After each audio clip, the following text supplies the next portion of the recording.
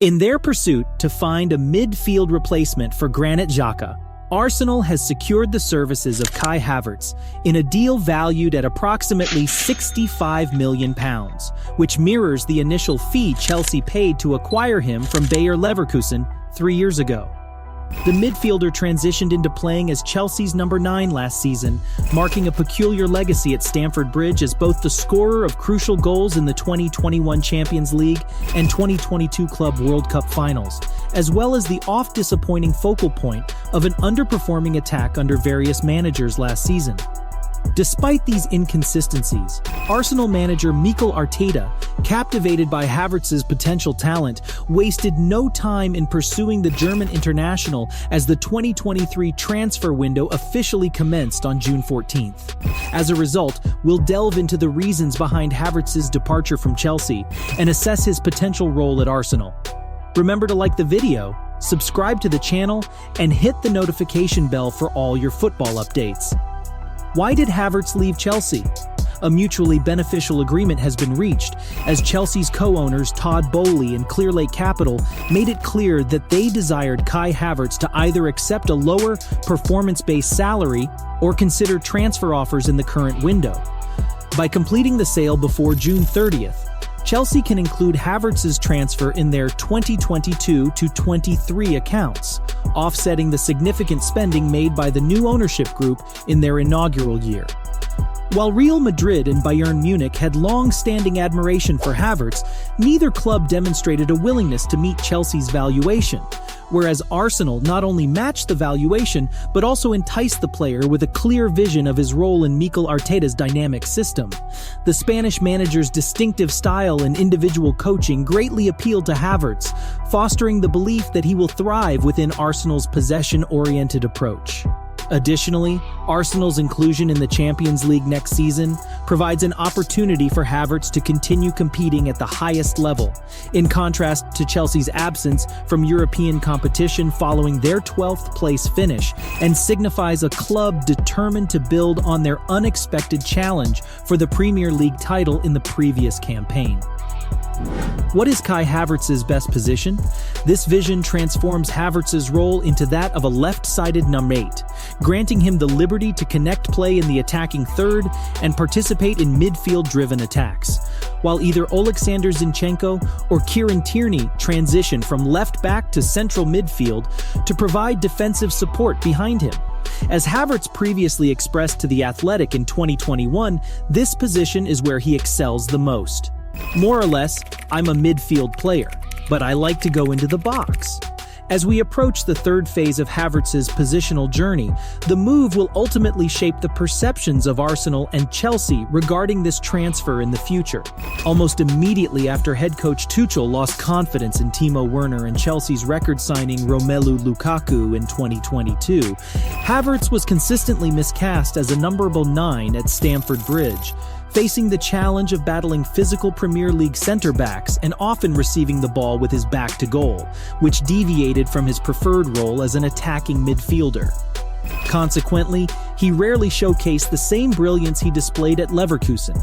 The demanding task of being the primary goal threat in a dysfunctional Chelsea attack seemed to weigh heavily on Havertz, leading to a significant underperformance compared to his expected goals, XG, in the 2022-23 season.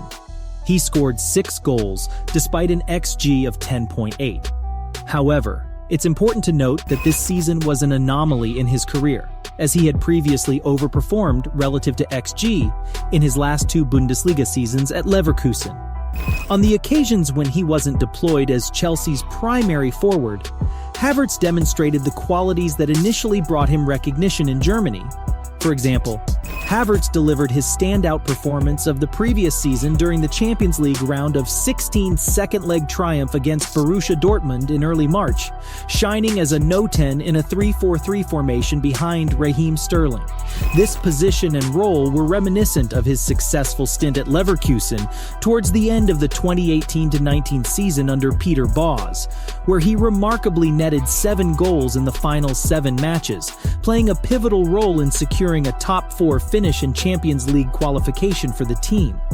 It marked Havertz's most productive season to date, emerging as Leverkusen's leading scorer with 17 goals, including 3 penalties, despite only registering 3 shots and 2 goals from within the 6-yard box throughout the campaign.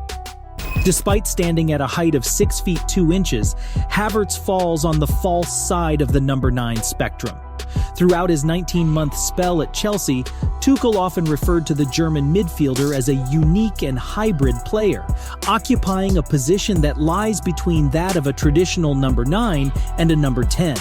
This characterization was provided by Tuchel himself in 2021, shortly after taking over as head coach from Frank Lampard. He's very comfortable in the box. He's very comfortable in high positions. He's very good at offensive headers. He has good timing to arrive in the box, good finishing, good composure in the box, around the box. Havertz has demonstrated this ability to make runs into the half spaces from deeper positions, while also actively engaging in forward-facing play. In the Premier League last season, only Erling Haaland of Manchester City with 349 made more off-ball runs into the opposition box than Havertz with 334. Additionally, among all wingers or strikers, Havertz ranked second in off-ball runs, defined by Opta as sustained off-ball movements with intensity, aiming to receive a pass or create space, behind Tottenham's Son Heung-min, 1,093 to 1,070. These dynamic movements often provided value to his team by either finding space for himself or creating opportunities for others, despite not always resulting in personal statistical success. One notable example of his well-timed off-ball run occurred during his goal against Leicester City in March, where he stayed onside by carefully timing his run and then chipped the ball over Danny Ward. Havertz's goal against Newcastle United a year earlier displayed a similar match-winning feat, as he cleverly positioned himself on the blind side of Dan Burn, controlled a Jorginho pass played behind the defines, and poked the ball past Martin Dubravka. It is worth mentioning that many of Havertz's exceptional runs for through balls originate from deeper positions, which aligns with Arsenal's increasing vertical approach.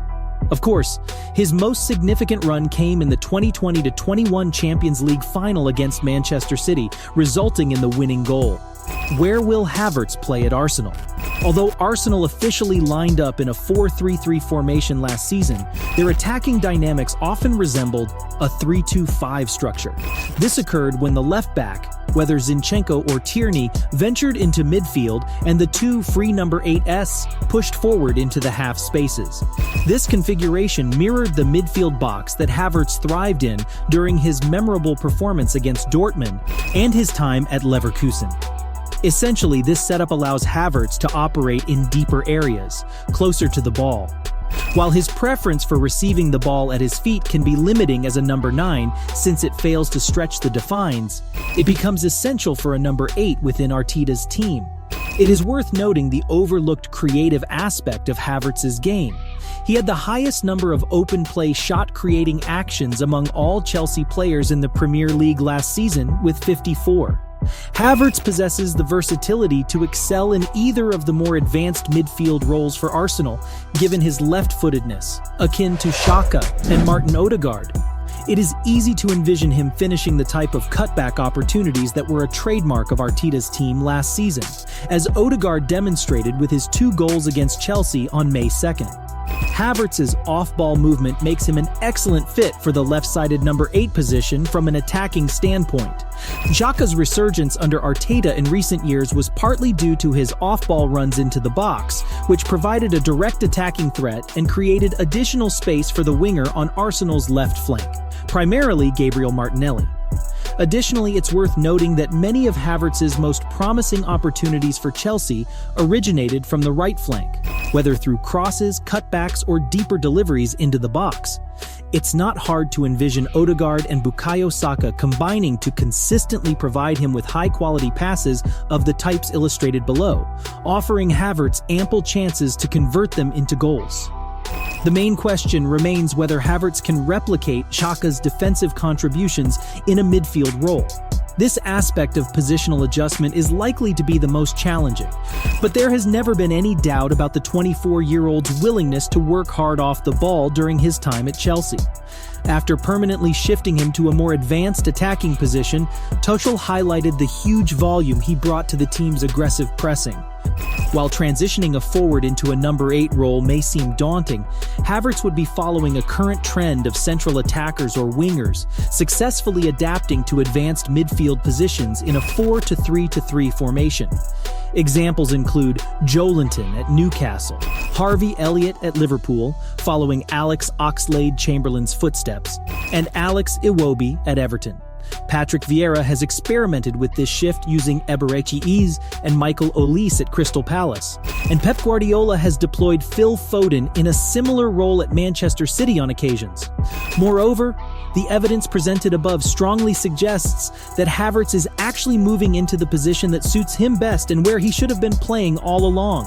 Havertz joins the ranks of David Luiz, Willian, and Jorginho as Chelsea players who have made a direct move to Arsenal since 2019. However, he stands out as the first to make this transition while still assumed to be entering the prime years of his career. This factor gave Bowley and Clearlake pause before agreeing to his departure, and it will continue to linger in the minds of Chelsea supporters who still hold a fondness for his talent. There remains a strong possibility that a different football environment, more conducive to his individual development, could unlock new levels in his game. For those who witnessed his struggles at Stamford Bridge, seeing this process unfold with him donning an Arsenal shirt will be particularly frustrating. Nevertheless, business considerations ultimately prevailed. It is difficult to argue that Chelsea is receiving a poor price for the version of Havertz they have closely observed over the past 3 years. Integrating him into Bailey and Clearlake's desired salary structure seemed unlikely, and offloading his wages grants Chelsea greater flexibility going forward. Arsenal is effectively paying the fee for the player that Arteta believes Havertz can become in his system, while there may be occasions next season where his versatile skill set is utilized as a false 9 or across the front line, further bolstering the positional depth provided by Leandro Trossard's arrival in January. The success or failure of this significant recruitment gamble will ultimately depend on Havertz's ability to thrive as a left-sided number 8. All in all, Arsenal's £65 million acquisition of Kai Havertz marks a significant step in their search for midfield reinforcements. Havertz's departure from Chelsea was driven by a mutually beneficial agreement, with Arsenal meeting the valuation and enticing the player with Arteta's system and Champions League prospects. His best position at Arsenal is as a left-sided number 8, utilizing his off-ball runs and creativity. While Chelsea supporters may feel frustration, the deal benefits both clubs financially. The success of Arsenal's recruitment gamble depends on Havertz thriving in his new role. Do you think that Havertz will be a success in Mikel Arteta's system? Let us know in the comments below, and remember to like, subscribe, and stay tuned for more football updates. Thank you for watching.